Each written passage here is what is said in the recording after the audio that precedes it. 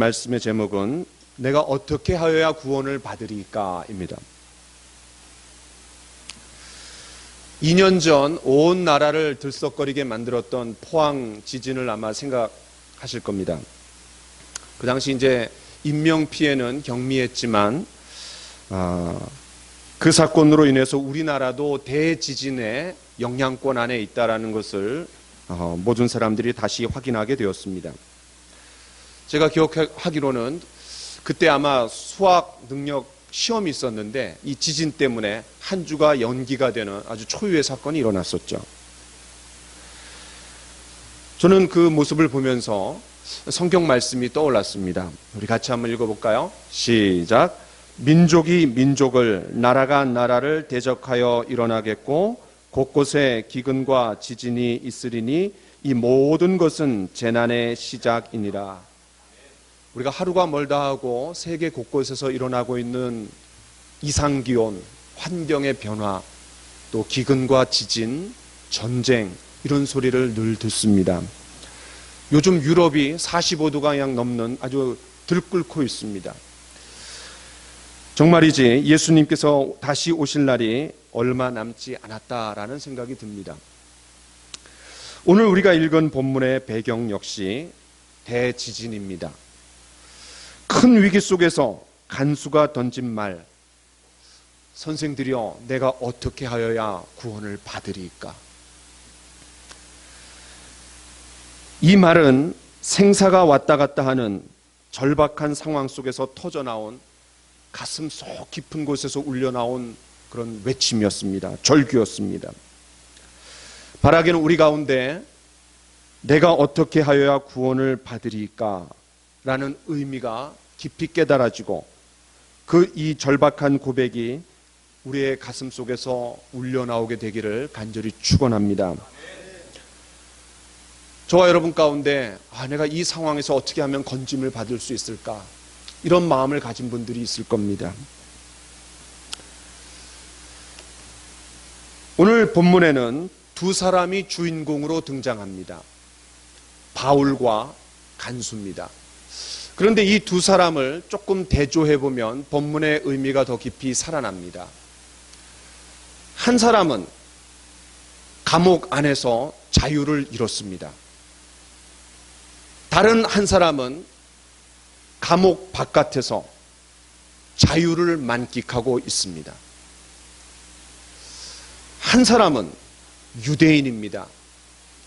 식민지에 속한 유대인이고 다른 한 사람은 그 식민지를 지배하는 로마인입니다. 한 사람은 가난합니다. 그러나 다른 한 사람은 그 당시에 간수라고 하면은 보통 퇴역 군인들, 그들에게 좋은 자리를 알선해서 그래도 어느 정도 사회의 중류층 정도 되는 사람입니다. 바울은 가난했지만 이 간수는 적어도 중류층 이상의 공무원입니다. 객관적인 데이터를 보더라도 이 두 사람은 너무나 확연한 차이가 있는 사람입니다. 간수가 모든 면에서 바울보다 우월한 위치를 점합니다. 그러나 위기가 닥쳤을 때 그들의 위치는 완전히 반대가 되었습니다. 바울은 투옥된 상황 속에서도 마음의 평강과 기쁨을 누렸습니다. 그러나 이 간수는 위기 상황이 왔을 때 두려움에 떨면서 죄의식에 떨면서 자결하려고 했습니다. 바울은 간수에게 복음을 전해주는 사람이었지만 간수는 바울로부터 복음의 기쁜 소식을 들어야만 하는 사람이 되었습니다. 그렇다면 이 두 사람에게 찾아온 위기는 각각 무엇이었습니까? 우선 바울이 겪었던 위기를 한번 생각해 봅시다. 그가 고소를 당했습니다. 그 배경은 이렇습니다. 어느 날 바울 일행이 길을 가다가 자꾸 뒤에서 누군가가 쫓아와서 방해하는 거예요. 가만히 보니까 그 여자에게 귀신이 들렸습니다. 그래서 귀신을 내쫓아 주었습니다. 그런데 그 여자는 요즘 말로 하면 앵벌입니다. 여러분, 앵벌이가 누구예요? 주인의 사주를 받아갖고 돈벌이로 점을 봐주면서 정신적으로 육체적으로 학대당하는 여자였습니다. 아주 가련한 여자였어요. 바울은 그에게 귀신을 내쫓아주고 새롭고 정상적인 삶을 살도록 도와주었습니다. 그런데 이것이 문제의 화근이 되었어요. 왜냐하면 그 사악한 주인들로부터 경제적으로 문제가 된 거예요. 손실이 생기자 앙심을 품고 그들을 정부에다가, 당국에다가 고소한 거예요. 바로 바울을 이 로마 제국에서 허가받지 않은 종교의 수장이라고 고소를 한 거예요. 여러분, 21절을 같이 한번 읽어봅시다. 성경 21절 시작. 로마 사람인 우리가 받지도 못하고 행하지도 못할 풍속을 전한다 하거늘. 이것이 바로 고소의 내용이었습니다. 당시 로마 제국에서는 폭동을 일으키고 사회를 분열시키며 그런 외국의 종교를 전래하는 것은 심각한 죄였습니다. 바울은 얼마든지 감사하다라는 말을 들어도 시원찮을 판에 오히려 감옥에 갇힌 억울한 상황이 되었어요. 그 위기는 곧 현실이 되었습니다. 왜냐하면 네 가지 비참한 상황에 처하게 되었기 때문입니다. 첫 번째는 22절과 23절을 보세요. 이 바울의 일행이 옷이 벗겨져 갖고 아주 심한 매질을 당했습니다. 고린도후서 11장 25절에 바울이 자기가 당했던 고난에 대해서 얘기하면서 이렇게 말합니다. 3번 태장으로 맞았다라고요. 그리고 40에 하나 감한매를 4번이나 맞았다고 얘기해요. 그런데 그 3번 태장으로 맞았다라고 한 것에 그 중에 하나가 바로 이 사건입니다. 거의 죽다 살아난 거예요. 두 번째는 재판도 없이 끌려가갖고 옥에 갇혔습니다. 여러분, 37절을 보세요. 바울이 뭐라고 얘기합니까? 로마 시민인 우리를 재판도 하지 않고 어떻게 옥에 가둘 수 있느냐라고 얘기합니다.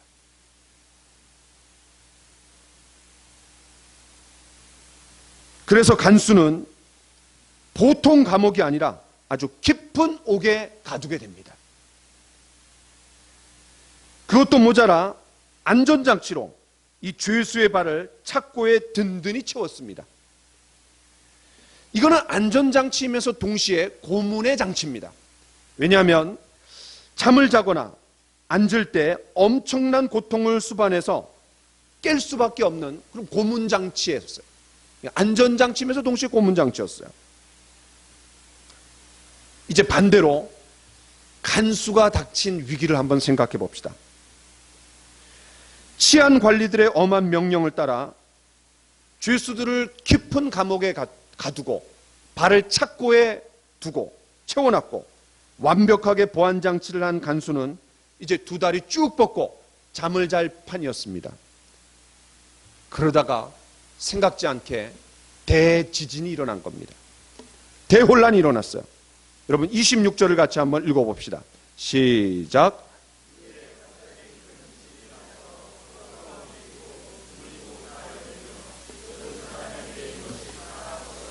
예, 한밤중에 일어난 이 대사건을 통해 갖고 24절 바울 일행이 닥쳤던 위기가 정반대 상황이 됐어요. 옥토가 진동하고 감옥문이 다 열리고 모든 죄수들의 메인 것이 풀어져서 도망갈 상황이 되었습니다. 이러한 각자의 위기 앞에서 두 사람이 보인 위기의 반응은 또 달랐습니다. 먼저 바울을 한번 봅시다. 25절입니다. 같이 한번 읽읍시다. 시작. 한밤중에 바울과 실라가 기도하고 하나님을 찬송하며 죄수들이 듣더라. 바울은 자신의 신세를 한탄하거나 억울한 누명을 쓴 것에 대해서 고소자들을 원망하지 않았습니다. 더구나 이곳으로 오기 전 마게도냐 한 사람이 나타나갖고 꿈에 와서 우리를 도와주십시오. 그 호소를 듣고 그가 방향을 바꿔서 빌립보로 왔습니다. 처음에는 이 로마 제국의 한 주인 아시아주로 가려고 그랬어요. 그런데 방향을 바꾸어 갖고 빌립보로 왔습니다. 일이 이렇게까지 악화되고 꼬일 때 이런 마음을 가질 수 있지 않았겠어요? 야, 내가 당시 헛개비를 받나? 이 길이 아닌가벼 하면서 그런 마음을 가질 수도 있었어요. 얼마든지. 또 자기를 얼마나 자책할 수 있었어요. 또 그 전에 어떤 일이 있었냐면 마가 요한을 데리고 가는 문제 때문에 바나바랑 되게 싸웠어요. 아주 심하게 싸웠다라는 것을 성경이 얘기해요. 대판 싸웠기 때문에 그것으로 하나님이 기뻐하시지 않고 나에게 저주를 내리셨을까? 이런 마음이 들 수 있어요. 왜냐하면 우리가 어떤 행동과 결정을 내렸을 때 그 이후에 안 좋은 상황이 나타나면 이거 하나님이 나를 저주하시는 게 아닐까? 내가 잘못된 결정을 내린 게 아닐까? 라고 자기를 자책하고 또 과거를 거슬러 가기 우리가 보통 그렇게 하잖아요. 또 함께 했던 그 신라와 일행들에게 얼마나 미안했겠어요. 기껏 복음을 전하려고 왔는데 드립다 얻어터지고 죽을 판이에요. 얼마나 미안했겠어요. 지도자로서, 책임자로서. 사실 이러한 상황에서 누가 하나님 앞에 찬송할 수 있습니까? 하나님께서 이 상황을 통해서 놀라운 일을 일으키실 것이라고 생각하기가 쉽지 않아요. 하나님을 원망할 수 있습니다. 욥의 아내처럼 어휴 이 빙신아 그냥 하나님 그냥 저주하고 죽으라 그냥 이렇게 얘기하기가 쉽습니다. 그 당연합니다. 또 어떤 사람들은 왜 나한테만 이런 일이 일어나는가? 왜 하나님께서 이런 저주를, 이런 나쁜 상황을 나한테만 일어나게 하시는가? Why me? 왜 나한테 이런 일이 일어나나? 이렇게 생각할 수 있습니다. 그러나 바울은 주변 환경을 탓하지 않았습니다.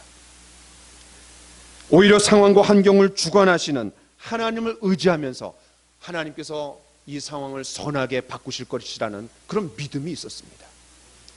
그 믿음의 표현이 뭡니까? 기도였습니다. 기도를 통해서 그는 하나님 앞에 의지했습니다.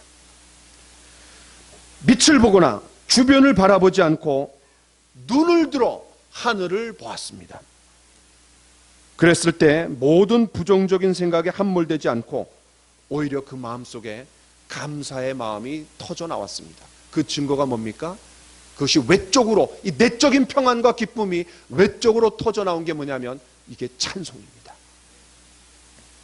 그런 환경에 낙담하고 절망감에 사로잡힌 것이 아니라 그런 부정적인 상황에 일희일비하지 않고 우리가 믿음으로 행하고 눈에 보이는 대로 행하지 아니하였도다. 고린도서 5장 7절의 말씀처럼 눈에 보이는 대로 판단하고 결정하지 않았어요. 저는 이것이 신앙인이 갖는 자존감이고 신앙인이 갖는 긍지고 신앙인이 갖는 힘이라고 생각이 됩니다. 물론 눈앞에 펼쳐진 상황들은 내가 기대했던 상황들이 아니에요. 그러나 믿음의 주요 온전케 하신 예수님을 바라보는 거예요. 우리 눈앞에 증거가 없습니다. 그러나 믿음은 바라는 것들의 증거요, 보이지 않는 것들의 실상이니 눈에 보이지 않는 것이 증거입니다. 왜냐하면 하나님에 대한 신뢰가 있기 때문에 그렇습니다. 이 바울의 마음속에는 상황과 환경을 초월해서 누리는 기쁨과 평안이 있었습니다. 그런데 성경은 아주 흥미로운 사실 하나를 놓치지 않습니다. 여러분 25절 끝을 한번 보세요. 그렇게 바울과 그 일행들이 놀라운 반응을 보일 때 죄수들이 들었다고 얘기했습니다. 죄수들이 들었어요. 그 영향이 짙은 향기가 되어서 주변 사람들에게 풍겨져 나갔던 거예요. 이게 바로 신앙의 향기입니다. 믿음의 향기입니다. 등이 찢어져 피가 나고 팔다리가 욱신욱신거리는 고통 가운데 바울이 한밤중에 기도하면서 신음소리가 아닌 하나님을 찬양하는 모습을 지켜보면서 처음에는 다른 죄수들이 시끄럽다고 얘기하고 미친놈 취급했을 겁니다. 그러나 계속된 바울의 기도와 찬양은 다른 죄수들의 마음을 흔들어 놓기 시작했습니다. 죄수들의 마음은 이상하게 바울에게, 그 일행들에게 마음이 조금씩 끌렸습니다. 그 증거가 뭡니까? 급기야 대지진이 일어났을 때, 옥문이 열리고 착고가 다 풀려났을 때 얼마든지 그들 모두는 도망칠 수 있었지만 자리를 떠나는 사람은 단 한 사람도 없었습니다. 그냥 거기에 압도돼 버리는 거예요. 한편 대지진이라는 위기 앞에서 간수가 취한 행동은 무엇입니까? 우리 27절을 같이 한번 읽어봅시다. 27절 시작. 간수가 자다가 깨어 옥문들이 열린 것을 보고 죄수들이 도망한 줄 생각하고 칼을 빼어 자결하려 하거늘. 이 간수는 엄중한 그런 치안 관리의 책임을 가졌는데 이런 상황에 모든 죄수들이 다 도망을 갔을 거라고 속단했습니다. 그는 책임을 회피하고 죄의식을 떨쳐버리기 위한 방법으로 자살하려고 했습니다. 왜냐하면 그 당시에 죄수가 도망가면 그 죄수가 가졌던 죄목을 그대로 전수받아야 했어요. 이런 걸 보면 이 감옥 안에는 틀림없이 1급 살인 또 사형수 아니면 특급 그런 죄수들이 있었던 것 같아요. 왜냐하면 그들이 도망가면 자기가 대신 죽어야 돼요. 어차피 죽을 거 그냥 책임 회피도 하고 또 그런 죄의식에 못 이겨갖고 자살하려고 했던 거예요. 한마디로 이 간수에게는 죄의식의 문제를 해결할 수 있는 방법도 능력도 없었습니다. 그렇다면 이 두 사람 사이 억울한 누명, 죽도록 그냥 맞은 그런 바울과 일행들, 그런데 그 위기 앞에서 자살하려고 하는 이 간수, 이 두 사람 확연한 차이가 드러납니다. 과연 무엇이 이 차이를 만들어냈습니까? 위기 앞에서는 이 두 사람의 반응이 왜 그렇게 달랐습니까? 우리가 좀 더 내용을 봅시다. 자포자기하며 스스로 목숨을 끊으려던 이 간수를 향해 바울이 이렇게 다그칩니다. 우리 28절을 한번 읽어봅시다. 시작. 바울이 크게 소리질러 이르되 내 몸을 상하지 말라. 우리가 다 여기 있노라 하니. 야, 이 말에 간수가 얼마나 놀랐겠어요. 다 도망가는 것이 자연스러운 현상이에요. 그런데 네 몸을 상하지 말라. 우리가 다 여기 있노라. 죄수들이 얼마든지 이렇게 생각할 수 있습니다. 야, 이게 웬일이냐, 얼씨구나 좋다 하며 다 도망갈 수 있어요. 또 바울이 야, 하나님께서 우리가 찬송과 기도로 나아가니까 이렇게 살아날 길을 열어주시는구나, 하나님 앞에 감사하면서 도망갈 수 있었어요. 그런데 그 자리를 떠난 사람이 아무도 없었습니다. 저는 이 말씀을 보면서 외형적으로는 대지진이 일어났지만 실질적으로는 간수의 마음이 더 지진이 일어났구나. 모든 이해와 상식이 파괴되면서 새로운 차원에서 이 간수의 눈이 열리는 거예요. 하나님께서 지진을 사용하셔갖고 옥터를 움직이셨을 뿐만 아니라 간수가 고수해온 삶의 터를 진동시키신 거예요. 하나님께서 지진으로 감옥의 문만 여신 것이 아니라 간수의 마음도 활짝 열어 젖히셨어요. 우리도 마찬가지입니다. 우리가 시시때때로 위기에 처하게 됩니다. 그러나 그 위기는 하나님께서 우리에게 개입하실 수 있는 기회가 됩니다. 물론 모든 사람에게 기회는 아닙니다. 하나님께서 이런 상황을 통해서 나에게 무엇을 가르쳐 주시려고 하는가? 나의 신앙을 어떻게 업그레이드 시키시려고 하는가? 그리고 나의 부족한 것들을 어떻게 하나님이 다루시려고 하는가? 라고 하면서 믿음으로, 비록 눈에 보이는 것은 부정적인 상황이지만 믿음의 눈을 들어 하나님을 바라보는 사람들이 있습니다. 어떤 사람들에게는 건강이 깨집니다. 어떤 사람들에게는 인간관계가 깨집니다. 어떤 사람들에게는 경제적인 어려움이 생깁니다. 또 어떤 사람들에게는 자녀들과의 문제가 생깁니다. 이런저런 일들을 통해서 하나님이 우리를 흔드실 수 있습니다. 아니, 나의 잘못 때문에 사실은 내가 흔들리는 거야. 그런데 하나님께서 특별히 그런 상황들에게 개입하셔갖고 나를 내 마음에 진동시키셔서 새로운 안목을 열게 하실 수 있습니다. 이때 간수는 갑자기 큰 두려움에 사로잡히면서 벌벌 떨며 바울 앞에 무릎을 꿇습니다.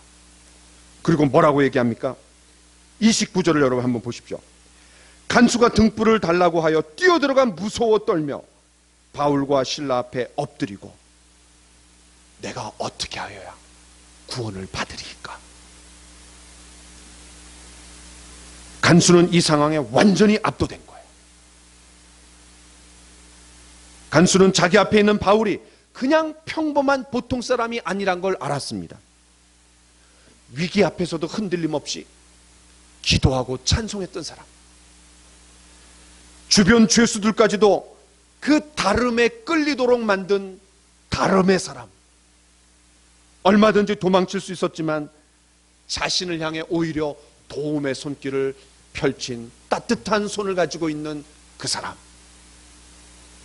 간수는 바울 앞으로 나아가 그가 누리는 놀라운 평안과 기쁨을 어떻게 얻을 수 있을지 무릎을 꿇고 구했던 겁니다. 이 간수의 질문에 대한 바울의 대답은 너무나 간단 명료했습니다. 여러분, 우리 31절을 같이 한번 읽어봅시다. 시작. 이르되 주 예수를 믿으라. 그리하면 너와 내 집이 구원을 받으리라 하고. 여러분, 바울과 간수의 차이를 만들어낸 게 뭡니까? 믿음입니다. 누구에 대한 믿음입니까? 믿음은 언제나 대상이 있습니다. 그 믿음이 누구에 대한 믿음입니까? 주 예수에 대한 믿음입니다. 바울은 예수님을 믿는 사람이었고 간수는 예수님을 믿지 않는 사람이었습니다. 이것이 차이를 만들어냈습니다. 이 단순해 보이는 차이, 그러나 어마어마한 결과를 만들었습니다. 간수는 비록 바깥에서 자유를 누렸지만 또 중류계층으로서 어느 정도 경제력을 지니며 살아갔지만 위기가 닥쳤을 때, 삶의 위기가 닥쳤을 때, 죄의식의 문제가 마음속에 깊이 파고들었을 때 그 문제를 해결할 수 있는 방법도 능력도 몰랐습니다. 더 나아가 그는 인생의 참다운 목적과 의미도 알지 못했습니다. 반면에 바울은 자유를 잃고 감옥에 갇혀 있었지만 감옥과 쇠사슬이 그의 몸을 얽어매고 있었지만 그가 누리고 있는 기쁨과 평안마저 얽어맬 수는 없었습니다. 여러분, 이런 사실을 볼 때 과연 누가 감옥에 갇혀 있는 사람입니까? 죄수였던 바울과 실라입니까? 아니면 간수입니까? 간수가 감옥에 있는 거예요. 죄의 사슬에 묶여 있는 거예요. 죄의식의 사슬에 묶여서 오도 가도 못하는 상황이 된 거예요. 간수는 이 차이를 극복해야 했습니다. 이를 위해서는 근본적으로 죄의식의 문제를 해결해야 돼요. 그렇다면 이 죄의식의 문제를 어떻게 해결할 수 있습니까? 여러분, 사실 우리가 죄의식의 문제를 떨쳐버릴 수 있는 인간은 아무도 없습니다. 비록 양심이 개인과 사회와 문화에 따라 그 기준이 다르지만 사실 그 양심의 기준에 따라 갖고 살 수 있는 사람조차도 아무도 없습니다. 우리 각자의 양심이 인정사정 볼 것 없이 우리 자신을 고발해 올 때 속절없이 무너지는 경험을 한 경험이 우리에게 다 있지 않습니까? 양심대로 사는 사람도 이 세상에 없습니다. 다 양심에 어긋나게 삽니다. 양심에 따라 사는 삶도 살 수 없는데, 그런 능력도 없는데 하물며 의로우신 재판장이신 하나님 앞에 어느 누가 당당히 설 수 있습니까? 이 간수는 자기가 지켜야 되는 그 치안 관리에 실패했기 때문에 죄의식이 왔습니다. 그러나 이 죄의식은 우리가 똑같은 간수의 입장이 아니더라도 우리에게 죄의식이 생길 수 있습니다. 세상은 수치감의 문화입니다. 걸리면 쪽팔린 거고 안 걸리면 할렐루야. 뭐 그들이 뭐 할렐루야 그러진 않죠. 왔다. 야, 잘 됐다. 걸리면 창피한 거예요. 그런데 기독교의 문화는 죄의식의 문화입니다. 이 죄의식 때문에 우리가 하나님 앞에 무릎을 꿇는 거예요. 여러분, 죄의식이 왜 옵니까? 아무도 본 사람이 없어요. 그러나 딱 두 사람은 압니다. 누구예요? 내가 알아요. 또 누가 알아요? 하나님이 아세요. 두 분이 아는 거예요. 죄의식은 여기서 생겨납니다. 다른 모든 사람들은 속일 수 있어요. 아내도 속일 수 있고 자녀들도 속일 수 있고 주변 사람들을 속일 수 있습니다. 그러나 하나님은 속일 수 없어요. 그리고 하나님이 다 아신다라는 것을 내가 알 때 내 안에 죄의식이 생기는 거예요. 그래서 죄의식은 축복입니다. 이 죄의식 때문에 회개할 수 있는 거예요. 이 간수에게 하나님이 놀라운 은혜를 베푸시는 거예요. 그 지진을 통해서 그의 마음 가운데 죄의식을 불러일으키는 거예요. 문제는 그 죄의식의 문제를 해결할 수 없다라는 게, 그것을 해결할 수 있는 능력이 없다라는 게 그의 안타까운 상황이었지만, 하나님께서 또 긍휼을 베풀어 주셔서 죄의식만 불러일으킨 것이 아니라 그 문제를 해결할 수 있는 바울과 실라가 그 자리에 있었던 거예요. 여러분, 성경이 이렇게 얘기합니다. 여자를 보고 음욕을 품는 자마다 마음에 이미 간음하였느니라. 여러분, 우리 가운데 한 번도 음욕을 품지 않은 사람이 있습니까? 마음속에. 다른 사람들은 몰라도 하나님은 다 아십니다. 그렇다면 저와 여러분들은 하나님 앞에 죄인입니다. 저는요, 그 음욕을 품을 때가 있어요. 젊은 청년의 시기에 너무 그냥 갈등하는 거야. 그럼 내가 결혼하면 해결되겠지. 아니에요. 해결 안 되더라고요. 그럼 야, 나이가 한 50 먹고 60 먹고 70 먹고 이런 그런 아주 고상한 삶을 살고 인생의 모든 어려움들을 겪은 사람들은 그러면 그런 음욕을 품은 적이 없겠지. 아니더라고요. 있더라고요. 성경이 이렇게 얘기합니다. 형제를 미워하는 자마다 살인했다 했어요. 여러분, 지금까지 살아오면서 한 번도 미워해 본 적이 없습니까? 미워했다라면 우리는 하나님 앞에서 살인자입니다. 하나님 다 아십니다. 성경이 또 이렇게 얘기합니다. 탐심을 품으면 우상숭배니라 그랬어요. 저와 여러분 가운데 탐심을 한 번도 품어본 사람이 없습니까? 아닙니다. 그렇다면 저와 여러분들은 하나님 앞에 우상숭배자입니다. 여러분, 하루에 죄를 한 번만 짓는 사람이 있다고 한번 해봅시다. 이렇게 마음으로. 1년이면 몇 번이에요? 300번이에요. 300번. 그렇죠? 그러면 10년이면 몇 번이에요? 3000번. 그럼 우리가 여러분 지금까지 살아온 삶을 한번 생각해 보세요. 몇 번 죄를 졌나? 그 엄청난 죄를 졌는데 그 죄에 대해서 아무렇지도 않게 그렇게 여긴다라는 것은 하나님 앞에서 야, 이거는 정말 말도 안 되는 거예요. 그 하나님은 의로우신 재판장으로서 우리의 행동도 보시고 말도 보시고 우리의 느낌도 다 아시고 우리의 마음도 다 감찰하시는 분이십니다.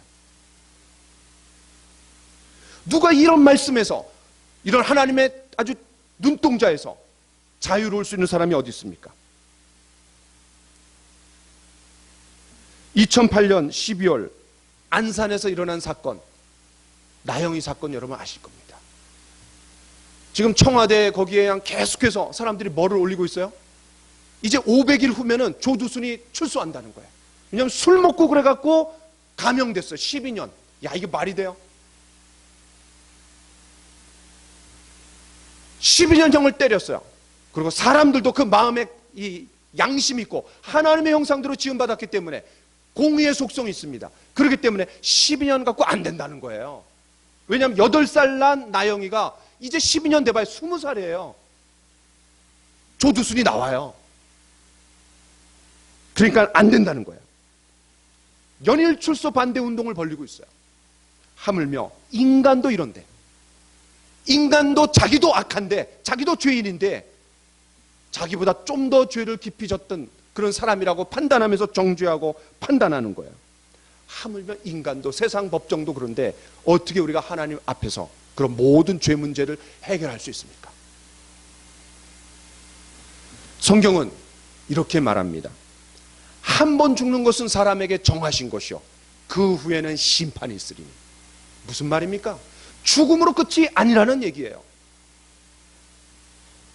죽음 후에 반드시 심판이 있습니다.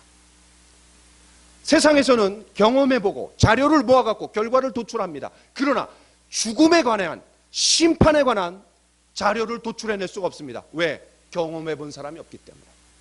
경험해보고 이 결과를 얘기해 줄 수 없어요. 이거는 반드시 하나님만 얘기해 줄 수 있습니다. 죽음으로 끝이 아니라는 거예요. 죽음 후에 반드시 심판이 있다는 거예요. 만일 간수가 죄의식을 해결하지 못하고 자결했다라면 그는 지옥으로 가는 거예요. 왜? 자신의 죄의 문제, 죽음의 문제, 심판의 문제를 해결하지 못했잖아요. 하나님 앞에서 이 땅에 살면서 마음속으로, 행동으로, 말로 지은 모든 죄에 대해서 하나님이 심판하신다 그랬는데 그 심판을 준비를 못했잖아요. 저와 여러분 중에 죄의식의 문제를 해결하는 방법, 그 죄의식의 문제를 해결할 수 있는 유일한 한 가지 방법, 죄를 한 번도 짓지 않은 그 예수님께서 십자가에서 흘리신 피로 그 죄를 깨끗이 씻김받지 못한 분이 있다라면 그분은 교회를 왔다 갔다 해도, 교회에서 직분을 받았다 할지라도 그분은 틀림없이 지옥에 갈 겁니다. 그 심판의 결과가 뭡니까? 성경은 엄정하게 이렇게 말합니다. 같이 한번 읽어봅시다. 시작. 죄의 싹은 사망이요. 싹이 무슨 말입니까? 대가란 말입니다. 죄의 대가는 죽음이라는 거예요. 근데 이 죽음은 헷갈릴 수 있어요. 그래서 성경은 또 이렇게 말합니다. 같이 한번 읽어봅시다. 시작. 그러나 두려워하는 자들과 믿지 아니하는 자들과 흉악한 자들과 살인자들과 음행하는 자들과 점술가들과 우상숭배자들과 거짓말하는 모든 자들은 불과 유황으로 타는 못에 던져지리니 이것이 둘째 사망입니다. 첫 번째 사망이 있고 두 번째 사망이 있다라는 거예요. 첫 번째 사망은 우리가 한 번 태어나서 죽는 거예요. 근데 두 번째 사망은 내가 지금까지 지은 죄에 대한 대가를 치르면서 영원히 지옥에서 불과 유황으로 타는 못에 던져진다 그랬어요. 이게 둘째 사망이라고 얘기했어요. 여러분, 우리가 당하는 상처 중에 가장 아프고 고통스러운 게 화상이라 그러잖아요. 살짝 불에 대기만 해도 쓰라리고 아프고 진물나고 너무나 고통스러워요. 그런데 이 화상, 죽지도 않아요. 자기가 지은 죄에 대한 대가를 영원히 치르면서 지옥에서 고통당하는 거예요. 야, 얼마나 무서워요. 몸소리 쳐져요. 저는 어렸을 때 이 지옥에 대한 생각을 하면 너무 무서웠어요. 너무너무 두려워갖고 벌벌벌 떨었어요. 지금도 마찬가지예요. 야, 내가 예수님 믿지 않았더라면 지옥에 갈 텐데, 야, 너무나 감사하다. 여러분, 성경에서 지옥에 대해서 가장 많이 말씀하신 분이 누굽니까? 예수님입니다. 왜? 지옥을 경험해 본 사람이 없잖아요. 그리고 지옥에 대해서 아시는 분이 누구예요? 예수님이에요. 그분은 지옥을 만드시고 그 지옥의 실상을 가장 잘 아시는 분이 바로 예수님이기 때문에 지옥에 대해서 강조하시는 거예요. 그 지옥으로 들어가기 전에 해결책을 제시해 주러 오신 분이 바로 예수님이에요. 저와 여러분 가운데 이 죄의식의 문제를 해결하지 못한 분이 있다면 그분은 지옥에 갈 겁니다. 아니, 지옥의 삶을 이미 살고 있는 겁니다. 언음과 죄 문제, 심판의 문제, 죽음의 문제를 해결할 수 있습니까? 교회 안에 와 있다고 해서 여러분 안전하다고 착각하시면 안 됩니다. 예수 그리스도를 믿어야 돼요. 바울은 내가 어떻게 하여야 구원을 받으리까 벌벌 떨면서 마음속에 죄의식의 문제를 해결할 길이 없어서 무릎 꿇고 벌벌 떨고 있는, 구원을 갈구하고 있는 그에게 주 예수를 믿으라, 이 짧은 한마디를 던졌어요. 이게 바로 차이를 만들어냈어요. 왜 그렇습니까? 바울은 인간의 실존을 알아요. 바울은 죄의식의 문제를, 사투를 벌이는 간수의 마음을 알기에, 또 바울 자신도 죄의식의 문제 때문에 고통당했던 적이 있는 것을 알기에 이 간수에게 예수님을 소개한 거예요. 그런데 바울은 내가 어떻게 하여야 구원을 받으리까? 라고 묻는 이 간수에게 너와 내 집이 구원을 받으리라, 이렇게 얘기했어요. 너가 구원을 받으리라가 아니라 너와 내 집이 구원을 받으리라 그랬어요. 무슨 말입니까? 너만 구원이 필요한 게 아니라 너와 내 집 모든 사람이 구원을 필요로 한다라는 거예요. 이사야 59장 2절은 이렇게 말합니다. 같이 한번 읽어봅시다. 시작. 너희 죄가 너희와 너희 하나님 사이를 내었고 너희 죄가 그 얼굴을 가리워서 너희를 듣지 않으시게 함이니. 그렇습니다. 하나님과 우리 사이에 간격을 만들어낸 거는 죄라는 거예요. 죄. 그 죄 때문에 하나님과 우리가 분리되었어요. 단절되었어요. 그럼 어떻게 인간들이 이 죄와 죄의식, 하나님으로부터의 단절된, 분리된 상황을 극복할 수 있습니까? 그 답변은 아주 간단합니다. 주 예수를 믿으라. 예수의 뜻이 뭡니까? 자기 백성을 죄에서 구원할 자라는 뜻입니다. 그분 죄가 없습니다. 죄가 없는 분이 십자가에 달려 죄 있는 사람의 모양처럼 죽으셨어요. 왜? 죄 있는 자들을 구원하기 위해서. 그는 죄를 한 번도 짓지 않은 자이기 때문에 다른 사람들의 죄를 대신하실 수 있습니다. 예수님께서 십자가에서 죽으신 것은 자신의 죄 때문이 아니라 죄인된 인간들을 대신해서 심판을 받으신 것이고 대신 죽은 죽음이었어요. 여러분, 예수님께서 십자가에 달려 돌아가셨어요. 그분의 머리에서는 가시면류관 때문에 피가 철철철철 흘렀어요. 그분의 양손에서는 대못이 박혀갖고 피가 흘렀어요. 그분의 허리에는 창으로 찔려갖고 피가 흘렀어요. 그분의 양발은 포개어져서 대못이 박혀갖고 피가 흘렀어요. 왜 머리에서 피가 흘렀습니까? 저와 여러분들이 머리로 지은 죄 때문에 하나님 우리에게 주신 지식과 이성을 가지고 올바른 판단을 하고 그렇게 살라고 했는데 잔머리를 굴리는 거예요. 하나님 없다라고 얘기하는 거예요. 왜 예수님이 손에 못을 박혔습니까? 우리가 지금까지 살아오면서 죄를 손으로 잡은 것이 얼마나 많습니까? 이 손으로 다른 사람들을 격려하고 섬기고 창조적인 일을 해야 되는데 죄악된 것을 붙들고 살면서 얼마나 죄를 많이 졌습니까? 왜 예수님 발에 피를 흘리셨습니까? 저와 여러분들이 올바른 길, 의로운 길을 걸어가야 되는데 죄악된 길을 걸어가고 하나님 알지 못하는 길을 걸어가고 그런 길들을 걸어갔던 우리의 발 때문에 예수님 십자가에 발이 피가 흐르신 거예요. 왜 허리에 창으로 찔리셔갖고 물과 피를 다 쏟으셨습니까? 우리의 마음으로 다른 사람들을 사랑하고 귀한 것을 생각하고 그렇게 하라고 하나님께서 우리의 마음을 주셨는데 우리의 마음으로 음란을 품고 악한 것을 품고 탐심을 품고 죄악된 것을 품었을 때 하나님 다 아시는 거예요. 바로 예수님의 피 흘리신 모습은 저와 여러분들의 머리와 손과 발과 이 가슴입니다. 우리 자신의 아바타예요. 그러나 예수님은 십자가에서 저와 여러분들의 모든 죄값을 담당하셨을 뿐만 아니라 그 죄 문제가 해결되었다는 것을 증명하시기 위해 3일 만에 다시 부활하셨습니다. 그분이 부활하시지 않았더라면 헛된 죽음이에요. 왜?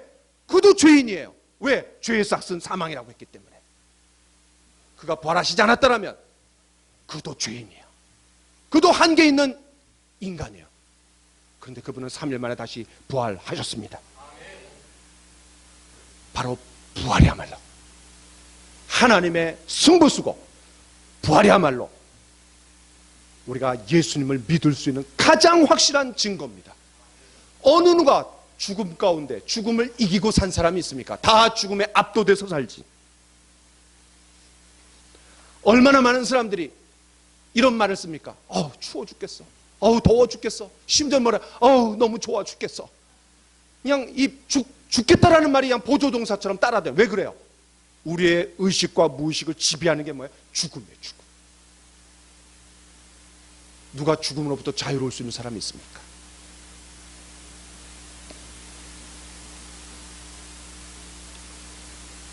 바로 이런 상황 가운데 있었을 때 주 예수를 믿으라. 주가 무슨 뜻입니까? 십자가에서 죽으시고 부활하심으로 말미암아 얻으신 호칭이 바로 주입니다. 예수님께서 십자가에 죽으시고 부활하셨을 때, 그리고 승천하셨을 때 모든 입이 주님 앞에 무릎을 꿇을 것이라고 얘기했어요. 부활하심으로 말미암아 얻으신 칭호, 그분이 주님이라는 거예요. 그분이 하나님이시라는 거예요. 너무나 단순합니다. 이 두려움 가운데 죄의식을 가지고 벌벌 떨고 있는 그에게 장황하게 15분, 45분 복음 제시하지 않고 주 예수를 믿으라. 당신의 죄 문제를 해결할 수 있는 분이 예수님입니다.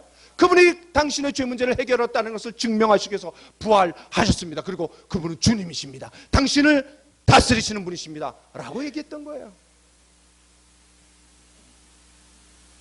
그러면 마지막 주 예수를 믿으라. 여러분, 믿는 게 뭡니까?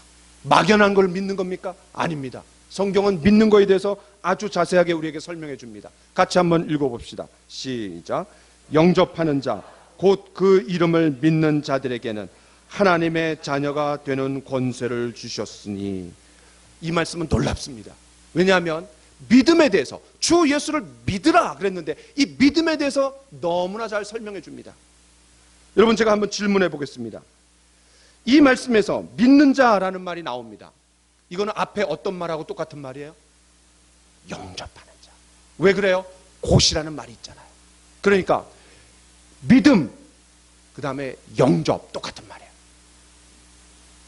자, 그러면 어떻게 하라는 거예요? 그 나의 죄 문제를 해결해 주신, 그리고 그 죄 문제가 해결되었다는 것을 증명하시기 위해서 부활하신 그 예수님을 받아들이라는 거예요. 왜? 영접이라는 건 receive, 받아들이라는 거예요. 트럼프 대통령이 왔어요. 어디다 모셨을까요? 틀림없이 영빈관, 귀한 장소에다가 모셨을 거예요. 예수님이 귀한 분이에요. 왜? 나의 죄 문제, 죽음의 문제, 심판의 문제를 해결해 주신 분이라면 그분을 영접해야 되지 않겠어요? 제가 한 가지 이야기를 하고 마치려고 합니다. 10여 년 전 중국의 스촨성 대지진 때 찍은 사진 한 장이 전 세계를 울렸습니다. 아마 여러분 들어보셨을 거예요. 2008년 5월 13일 오후, 대지진 하루 뒤인 구조대가 폐허 속에서 20대 여성을 발견했습니다. 이상한 느낌이 들어서 시체가 몸을 굽혀서 생긴 빈 공간에 손을 뻗었고 무엇인가를 발견했습니다. 아이다! 여기에 아이가 있다! 모든 구조대원이 달려들어가 무너진 집의 잔해를 치우고 그 아이를 구조했습니다. 이 발견된 그녀의 몸 안쪽에는 잠든 어린 아기가 있었습니다. 놀라운 것은 그 아기는 전혀 다치지 않았고, 그런 상황에서 엄마는 딸에게 모유 수유까지 해가며 살려내고 있었던 거예요. 그리고 함께 발견된 휴대폰에 엄마가 남겨놓은 문자는 중국을 눈물바다로 만들었답니다.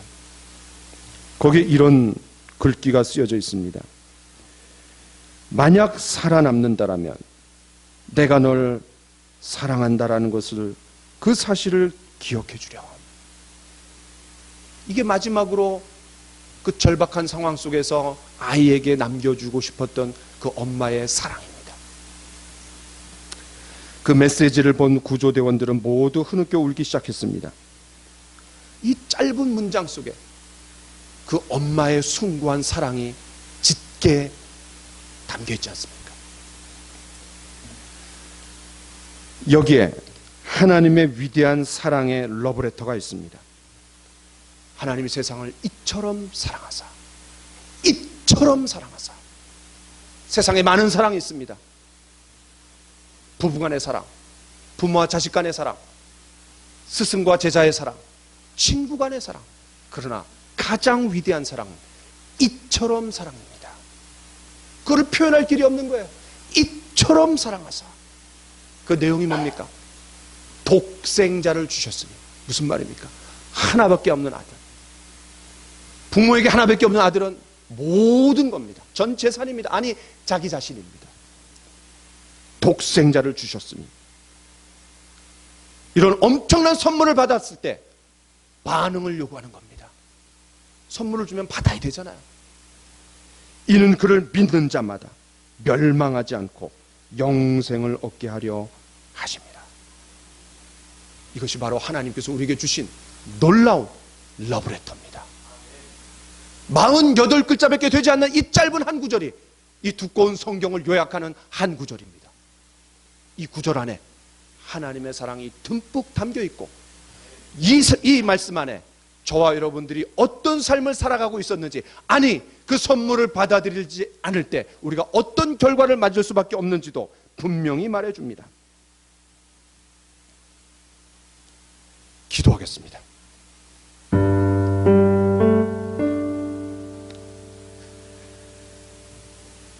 여러분, 한번 들어보십시오.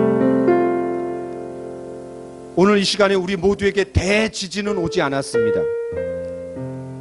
그러나 어떤 분들에게는 오늘 말씀처럼 마음속에서 영적인 진동을 느끼고 있을지 모르겠습니다. 그동안 하나님께 지은 죄들이 생각이 나서, 아니면 그 모든 죄에 대해 하나님이 반드시 심판하신다라는 두려움 속에 갑자기 죄의식에 사로잡힌 분이 계실지도 모르겠습니다. 내 삶의 토대가 흔들리면서 하나님을 새롭게 바라보게 되고 두려움이 엄습해 온 분들도 있을지 모르겠습니다. 교회 문턱을 넘나들면서 예배를 드렸고 헌금도 하고 봉사도 해왔고 직분을 받았을 수도 있습니다. 그러나 오늘 밤 죽으면, 오늘 밤 하나님께서 내 생명을 가져가신다면 내가 천국에 들어갈 수 있는 확신이 없는 분들이 혹 계실 수도 있습니다. 오늘 대지진으로 말미암아 옥토가 흔들리고 이 간수의 마음도 흔들려서 그가 위기 가운데 있고 이 죄의식의 문제를 해결하기 위하여 무릎을 꿇었던 것처럼, 어떤 분들에게는 경제적으로 깨어진 것 때문에, 어떤 분들에게는 건강이 깨어진 문제 때문에, 또 어떤 분들에게는 인간관계가 깨어진 것 때문에, 어떤 분들에게는 자녀와의 관계가 깨어진 것 때문에, 가정이 깨어진 것 때문에 삶의 토대가 흔들리면서 내가 어떻게 하여야 구원을 받으리까? 내가 어떻게 하여야 이 상황에서 건짐을 받을 수 있습니까? 이런 내적인 절규가 있는 분들이 계실 수도 있습니다. 또 어떤 분들에게는 죽음의 문제를 해결하지 못한 분들이 계실 수도 있습니다. 죽으면 모든 것이 끝이지? 아닙니다. 죽음 너머에 하나님의 심판이 있고 영원한 지옥이 있습니다. 이것을 해결할 수 있는 길을 성경은 분명히 우리에게 제시해 주셨습니다. 주 예수를 믿으라.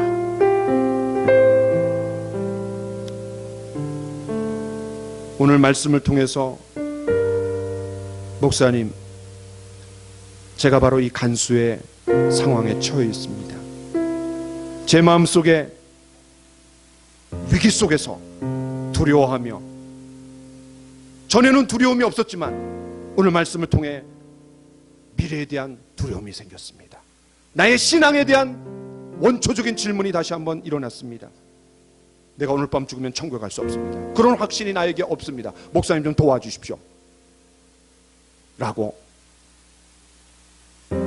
진솔하게 자신을 바라보며 주님 앞에 나오기를 원하는 분들이 있다면 우리 모두가 눈을 감은 가운데 한번 오른손을 가슴에 대주시기 바랍니다.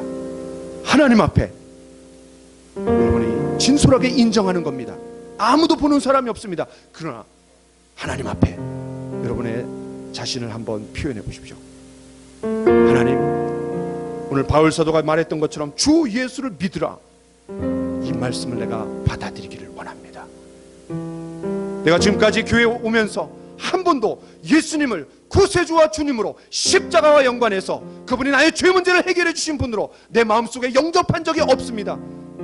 이제는 그 예수님을 내 마음속에 모셔드리기를 원합니다.